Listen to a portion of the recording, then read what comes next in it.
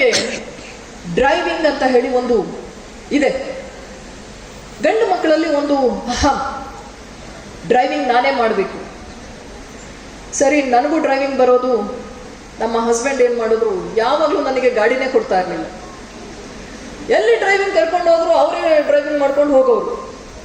ನಾನು ಕೇಳಿದೆ, ನೋಡಿ ಲಾಂಗ್ ಡ್ರೈವ್ ಹೋಗ್ತಾ ಇದ್ದೀರಾ, 4 ಗಂಟೆ ನೀವು ಹೋಗಿ ಪೂಜೆ ಮಾಡಿಸ್ಕೊಂಡು ಮನೆ ಕರ್ಕೊಂಡು ಹೋಗಿದ್ದೆ ನಾನು. ಸೊ ಹಾಗಾಗಿ ಚೆನ್ನಾಗಿ ಬರುತ್ತೆ ರೀ, ನನಗೆ ಕೊಡಿ, ಡ್ರೈವಿಂಗ್ ಲೈಸೆನ್ಸ್ ಇದೆ. ಕೊಡ್ತಾ ಇರಲಿಲ್ಲ. ನಾನು ಹೋಗ್ಲಿ ಬಿಡು, ಅವ್ರ ಪಕ್ಕನೇ ಕುತ್ಕೊಂಡು ಇವರೇ ಮುಂದೆ ಹೋಗ್ಲಿ ಬಿಡು ಅಂತ ನಾನು ಸುಮ್ಮನೆ ಆದೆ. ನಮ್ಮ ತಂದೆ ತಾಯಿಗಳು ಏನು ಅನ್ಕೊಂಡಿದ್ರು, ಇವಳಿಗೇನು ಬರ್ತದೆ ಹುಡುಗಿಯರಿಗೆ ಡ್ರೈವಿಂಗ್ ಅಂತ. ಸುಮ್ಮನೆ ಡ್ರೈವಿಂಗ್ ಕ್ಲಾಸ್ ಹೋಗ್ತಾರೆ, ಒಂದು ಲೈಸೆನ್ಸ್ ತಗೊಳ್ತಾರೆ, ಪಾಕೆಟಲ್ಲಿ ಇಟ್ಕೊಂಡು ನನಗೂ ಡ್ರೈವಿಂಗ್ ಬರುತ್ತೆ ಅಂತ ಹೇಳ್ಕೊಂಡು ಓಡಾಡ್ತಾರೆ. ಇದು ಹೆಣ್ಣು ಮಕ್ಕಳು ಅಂತ ತಿಳ್ಕೊಂಡ್ಬಿಟ್ರು. ಆಮೇಲೆ ಏನಾಯ್ತು, ಒಂದು ದಿನ ತಿರುಪತಿಗೆ ಹೋಗಿದ್ವಿ. ಬರುವಾಗ ಇದ್ವಿ, ಬೆಟ್ಟದಿಂದ ಇಳಿತಾ ಇದ್ವಿ, ಅವ್ರಿಗೆ ತಲೆ ಸುತ್ತ ಬಂದಂಗೆ ಆಗ್ಬಿಟ್ಟಿದೆ, ಏನೋ ಊಟ ಸರಿ ಆಗಿಲ್ಲ. ಸರಿ, ಏನ್ ಮಾಡಿದ್ರು, ಕಾರನ್ನು ಪಕ್ಕದಲ್ಲಿ ನಿಲ್ಸಿದ್ರು. ತಗೋ ಈಗ. ನಮ್ಮ ತಂದೆ ತಾಯಿಗೆ ಎಷ್ಟು ಟೆನ್ಸ್ ಆಗ್ಬಿಟ್ಟಿದೆ ಅಂದ್ರೆ, ನಮ್ಮ ತಂದೆ ಇದ್ಬಿಟ್ಟು ಅಮ್ಮ, ನನಗೆ ಅಮ್ಮ ಅಂತಾನೆ ಕರೀತಾರೆ ಅವರು. ಅಮ್ಮ, ಇಲ್ಲ ಅಂದ್ರೆ ಒಂದು ಟ್ಯಾಕ್ಸಿ ಮಾಡ್ಕೊಂಡು ನಾವು ಬೆಂಗಳೂರಿಗೆ ಹೊರಟೋಗ್ಬಿಡ್ತೇವೆ, ಹೋಗ್ಬಿಡೋಣ, ಗಾಡಿ ಯಾರಾದ್ರೂ ತರ್ತಾರೆ, ನನಗೆ ಬರ್ತದೆ ಡ್ರೈವಿಂಗ್, ನೀವು ಕೂತ್ಕೊಳ್ಳಿ ಸುಮ್ಮನೆ. ನಮ್ಮ ಅಮ್ಮ ಇದ್ಬಿಟ್ಟು ಬೇಡ ಕಣೆ. ಬಟ್ ನಮ್ಮ ಹಸ್ಬೆಂಡ್ಗೆ ಕಾನ್ಫಿಡೆನ್ಸ್, ಅವ್ರು ಹೋದ್ರು ಹಿಂದ್ಗಡೆ ಮಲಗದು ಆರಾಮ್ಸೆ, ನನಗಾಗಲ್ಲ ಅಂತ ಹೇಳಿ. ಸರಿ ತಗೊಂಡ್ವಿ, ಗಾಡಿ ತಗೊಂಡು 18 ತುಂಬಿರ್ಲಿಲ್ಲ, ಲೈಸೆನ್ಸ್ ಇರಲಿಲ್ಲ, ಡ್ರೈವಿಂಗ್ ಲೈಸೆನ್ಸ್ ಇರಲಿಲ್ಲ. ಇಬ್ರು ಬೈಕ್ ತಗೊಂಡು ಹೋದ್ರು, ಬಿದ್ಲು, ಆಕ್ಸಿಡೆಂಟ್ ಆಯ್ತು, ಒಬ್ಳು ತೀರೋದ್ಲು, ಒಬ್ಳು ಉಳಿದ್ಲು. ರೀಲ್ಸ್ ನೋಡ್ತಾ ಇದ್ದೆ ಇನ್ಸ್ಟಾಗ್ರಾಮ್ ಅಲ್ಲಿ. ಕಾಮೆಂಟ್ ಏನ್ ಹಾಕಿದ್ದಾರೆ ಗೊತ್ತಾ, ಆ ಹುಡುಗಿಗೆ ಇವಳಿಗೆ ಯಾಕೆ ಬೇಕಿತ್ತು ಬೈಕ್ ಹುಚ್ಚು, ಇವಳು ಯಾರು ಬೈಕ್ ರೈಡ್ ಮಾಡೋದಕ್ಕೆ. ಇಂತಹ ಎಷ್ಟೋ ಘಟನೆಗಳಲ್ಲಿ ಪಾಪ ಗಂಡು ಮಕ್ಕಳು ಸಹ ಬಿದ್ದಿದ್ದಾರೆ, ತಲೆ ಹೊಡೆದಿದ್ದಾರೆ, ತೀರು ಹೋಗಿದ್ದಾರೆ. ಮೊನ್ನೆ 1-2 ಇನ್ಸಿಡೆಂಟ್ ಅಲ್ಲಿ 18 ಒಳಗಿರೋ ಗಂಡು ಮಕ್ಕಳು ಒಂದು ಕಾರ್ ತಗೊಂಡೋಗಿ ಆಕ್ಸಿಡೆಂಟ್ ಆಗಿ ಸತ್ತೇ ಹೋದ್ರು. ಅಲ್ಲಿ ಅದು ಬರಲಿಲ್ಲ. ಹೆಣ್ಣು ಮಗು ಹೇಗೆ ಬೈಕ್ ತಗೊಂಡು ಹೋದ್ಲು? ಯಾಕೆ ಹೆಣ್ಣು ಮಕ್ಕಳು ಬೈಕ್ ರೈಡ್ ಮಾಡಬಾರ್ದ? ಅವಳು ಹೀಗೆ ಇರಬೇಕು. ಅವಳು ಸೈಕಲ್ ರೈಡ್ ಮಾಡಬಾರ್ದು, ಬೈಕ್ ರೈಡ್ ಮಾಡಬಾರ್ದು, ಕಾರ್ ಓಡಿಸಬಾರ್ದು, ಬಸ್ ಓಡಿಸಬಾರ್ದು. ಅವಳು ಹೀಗೆ ಇರಬೇಕು. ಏನದು ಚೌಕಟ್ಟುಗಳು?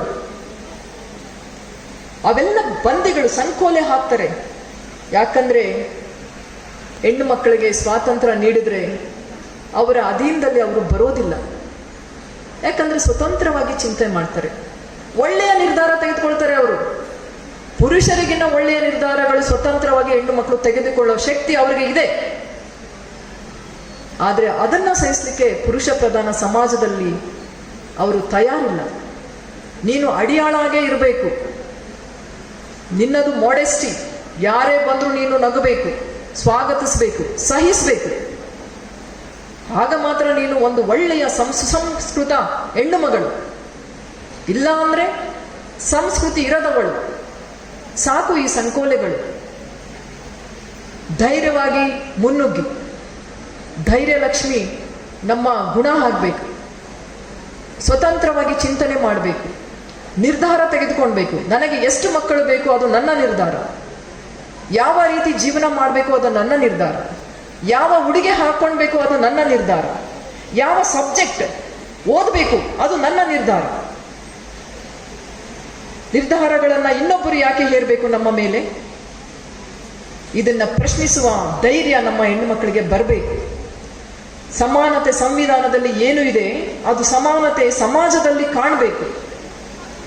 ಅದಕ್ಕೆ ನಮ್ಮ ಪುರುಷರು ಸಹ ಸಹಾಯ ಮಾಡಬೇಕು. ಇವತ್ತು ಮಹಿಳಾ ದಿನಾಚರಣೆ ಬರೀ ಮಹಿಳೆಯರು ಇದ್ದಾರೆ, ನೋವಿನ ಸಂಗತಿ.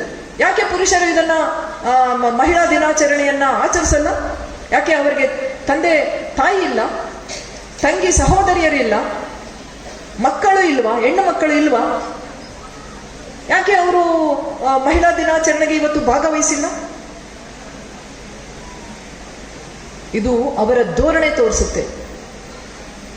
ಇನ್ನು ಮುಂದೆ ಮಹಿಳಾ ದಿನಾಚರಣೆಯನ್ನ ಗಂಡು ಮಕ್ಕಳು ಸಹ, ಎಲ್ಲ ಇಲಾಖೆಯ ಅಧಿಕಾರಿಗಳು ಸಹ ಇಲ್ಲಿ ಹಾಜರಿರಬೇಕು. ಮಹಿಳೆಯರಷ್ಟೇ ಕೆಲವು ಜನ ಬಂದು ಇಲ್ಲಿ ಕುತ್ಕೊಂಡು ಆಚರಣೆ ಮಾಡುವ ವಿಷಯ ಅಲ್ಲ. ಮಹಿಳೆಯರ ಹಕ್ಕುಗಳ ಬಗ್ಗೆ, ಸಮಾನತೆಯ ಬಗ್ಗೆ, ಇಕ್ವಾಲಿಟಿ, ಜೆಂಡರ್ ಇಕ್ವಾಲಿಟಿ, ಲಿಂಗ ಸಮಾನತೆಯ ಬಗ್ಗೆ, ಅವರ ಹಕ್ಕುಗಳ ಬಗ್ಗೆ ಪುರುಷರಿಗೆ ಅರಿವು ಜಾಸ್ತಿ ಇರಬೇಕು. ಅವಳ ದೈಹಿಕತೆ ಬಗ್ಗೆ, ಅವಳು ಮೆನ್ಸ್ಟ್ರಿಯಲ್, ಅವಳು ಇರೋದೇ ಹಾಗೆ ರೀ, ಪ್ರಕೃತಿ ದತ್ತವಾಗಿದ್ದಾಳೆ ಅವಳು. ಪೀರಿಯಡ್ಸ್ ಬಗ್ಗೆ ಮಾತಾಡಲ್ಲ, ಮುಟ್ಟಿನ ಬಗ್ಗೆ ಮಾತಾಡಲ್ಲ, ಅವಳ ದೇಹದ ಬಗ್ಗೆ ನಗು ರೀ, ಅವಳು ಹಾಗೆ ಇರೋದು, ದಪ್ಪನೇ ಇರೋದು, ಪ್ರಕೃತಿ ಹಾಗೇನೆ ಅವಳನ್ನ ಸೃಷ್ಟಿಸಿರೋದು. ಅವಳು ಕರ್ವಿ, ಅವಳಿರೋದೇ ಹಾಗೆ. ಹುಡುಗರ ತರ ಇರ್ಲಿಕ್ಕೆ ಆಗ್ತದ ಹುಡುಗಿ? ಅದಕ್ಕೆ ನಗೋದು, ಕಾಮೆಂಟ್ ಮಾಡೋದು, ಅವಳಿಗೆ ಅವಮಾನಿಸುವುದು. ನೀನು ದಪ್ಪ ಇದ್ದೀಯಾ, ನೀನು ಕಡ್ಡಿಯ ಹಾಗೆ ಇದ್ದೀಯಾ, ನೀನು ಕುಳ್ಳಾಗಿದ್ದೀಯಾ, ಕಪ್ಪಾಗಿದ್ದೀಯಾ. ಇದು ಒಂದು ರೀತಿಯ ದೌರ್ಜನ್ಯ, ಮಾನಸಿಕ ದೌರ್ಜನ್ಯ. ನಿನಗೆ ವಿದ್ಯೆ ಬಂದಿಲ್ಲ, ನಿನಗೆ ಅವಳಿಗೆ ಏನಿರಲ್ಲೋ ಅದನ್ನ ಹೇಳಿ ಅವಳನ್ನ ಹೀಯಾಳಿಸಿ, ಅವಳನ್ನ ತುಳಿದು, ಅವಳನ್ನ ಹಂಗಿನಲ್ಲಿ ಇಟ್ಕೊಳೋಕೆ ಎಲ್ಲ ಪ್ರಯತ್ನ ಮಾಡೋದು. ಪ್ರತಿಯೊಬ್ಬ ಪುರುಷರು, ಅದರಲ್ಲೂ ಒಬ್ಬ ತಂದೆ